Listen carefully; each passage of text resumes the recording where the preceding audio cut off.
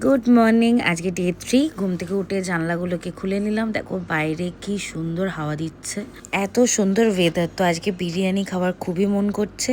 তো দেখি মাকে বলে দেখবো যে আজকে বিরিয়ানি করে কিনা, তারপর তোমাদের জানাবো।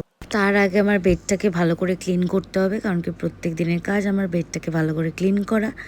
বেডটাকে ক্লিন করার পর মা আমাকে ব্রেকফাস্টের জন্য ডাকলো। সকাল সকাল ম্যাগি ভাজা করেছিল, ওটাই আমি খেয়ে নিচ্ছি। আর মা বাবাকে বলেছিল যে বিরিয়ানির জন্য মাংস আনতে। তো বাবা বাজার থেকে চিকেন এনেছে, সেটাই মা আজকে তোমাদেরকে বিরিয়ানি করে দেখাবে। তোমরাও দেখো ভিডিওটা পুরোটা।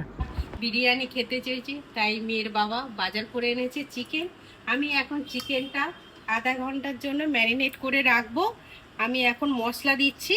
লঙ্কার গুঁড়ো, পরিমাণ মতন হলুদ, জিরে, নুন, কাঁচা পেঁয়াজ, টক দই, সর্ষের তেল, আদা রসুন বাটা। আমি এই ম্যারিনেট করে আধা ঘন্টা রেখে দেব, তারপরে আমি আপনাদের দেখাবো। আলুগুলোকে ভালো করে ভেজে সিদ্ধ করতে দিল, আর ডিমগুলোকেও ভেজে নিল মা। পরিমাণ মতন সর্ষের তেল দিয়ে গরম করে তেজপাতা আর শুকনো লঙ্কা ফোড়ন দিলাম, তারপর পেঁয়াজ দিলাম। পেঁয়াজটা এবার লাল লাল করে ভাজতে হবে। পেঁয়াজটা লাল লাল করে ভাজা ভাজা হয়ে গেছে। অনেকটা মাংস, তাই আদা রসুনটা একটু বেশি করে দিতে হবে। পরিমাণ মতো হলুদ গুঁড়ো, লঙ্কা গুঁড়ো দিয়ে ভালো করে মশলাটাকে কষাতে হবে। যত ভালো করে মশলাটা কষবে তত মাংসর টেস্টটা অনেকটাই বাড়বে। পরিমাণ মতো লবণ দিয়ে দিতে হবে। পেঁয়াজ ভেজে আদা রসুন নুন সব রকম মশলা দিয়ে আমি ভালো করে মশলাটা কষিয়ে দিলাম। ম্যারিনেট করা মাংসটা দিয়ে দিলাম। এবার আমি কষতে থাকবো। মাংসটা কষে নিয়ে তারপরে আমি দেখাচ্ছি। মা, তুমি পেঁয়াজ কাটছো কেন এখন? এই যে বেরেস্তা হবে, বেরেস্তা পেঁয়াজটা কাটা হয়নি তাই কাটছি।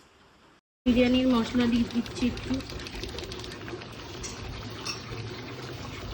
মাংস কষা কমপ্লিট।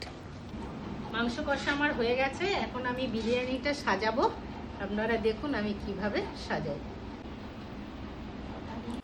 মা এভাবে তেজপাতা দিয়ে দেয় যাতে নিচে ভাতটা লেগে না যায়, এই কারণে। অনেকে ফয়েল পেপারও দেয়, কিন্তু আমাদের কাছে ফয়েল পেপার ছিল না, তাই তেজপাতা দিয়ে দিচ্ছে মা। এবার আমি আলুগুলো সাজিয়ে দিচ্ছি।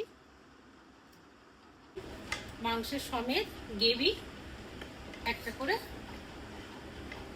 সাজিয়ে দিলাম।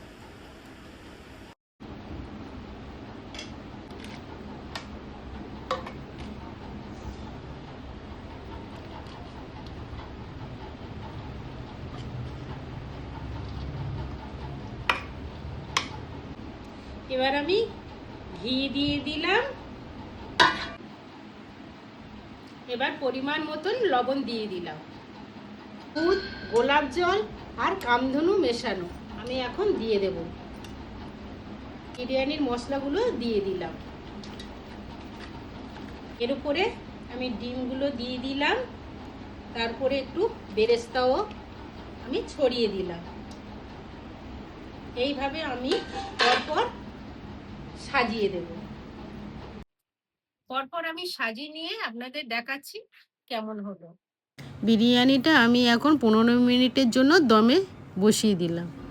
দেখো বন্ধুরা, বিরিয়ানির কালারটা কি সুন্দর লাগছে দেখতে। তাহলে খেতেও হয়তো ভালো হয়েছে। বিরিয়ানি রান্না করা হয়ে গেছে, আর মা আমাকে খেতেও দিয়ে দিয়েছে। আমি একটা বাইট আলু দিয়ে মাংস দিয়ে নিয়ে দেখলাম, উফ কি দারুণ হয়েছে। তোমরাও ট্রাই করো। তারপর ঘুম থেকে উঠে আমি রেডি হয়ে দেখলাম একটা পার্সেল এসছে। পার্সেলটাকে আমি তোমাদের সামনে আনবক্সিং করছি। সিরিয়াসলি মেশো থেকে আমি এটা মাত্র 300 টাকা দিয়ে ব্যাগটা কিনেছি। এত সুন্দর কোয়ালিটি। তোমরা প্লিজ একবার দেখো।